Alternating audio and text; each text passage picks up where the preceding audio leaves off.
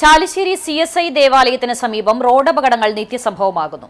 പാലക്കിപ്പടി bus സ്റ്റോപ്പിലെ റോഡിന്റെ വളവാണ് അപകടങ്ങൾ പെരുകുന്നതിന് കാരണമായി നാട്ടുകാർ പറയുന്നത്. കഴിഞ്ഞ ദിവസം രാത്രി സ്കൂട്ടറും ബൈക്കും കൂട്ടിയിടിച്ചുണ്ടായ അപകടത്തിൽ ബൈക്ക് യാത്രക്കാരന് പരിക്കേറ്റു. കഴിഞ്ഞ മാസം സ്കൂട്ടർ നിയന്ത്രണം വിട്ട് കാനയിലേക്ക് മറിഞ്ഞും അപകടം സംഭവിച്ചിരുന്നു. ജനുവരിയിൽ സരസ്മേള കഴിഞ്ഞ് മടങ്ങവെ സമാനമായ അപകടങ്ങൾ ഇവിടെയുണ്ടായി.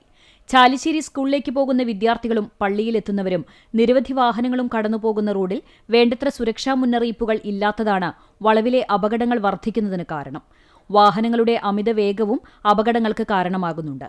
കല്ലുംപുറം ഭാഗത്തു നിന്നും പ്രധാന പാതയിലേക്ക് പ്രവേശിക്കുന്നിടത്ത് കോൺവെക്സ് മിററും പ്രധാന പാതയിൽ സ്പീഡ് ബ്രേക്കറും വേണ്ടത്ര അപകട സൂചനാ ബോർഡുകളും കാനയ്ക്ക് മുകളിൽ സ്ലാബ് എന്നിവ സ്ഥാപിച്ചാൽ അപകടങ്ങൾ കുറയ്ക്കാൻ സാധിക്കുമെന്നാണ് നാട്ടുകാർ പറയുന്നത്.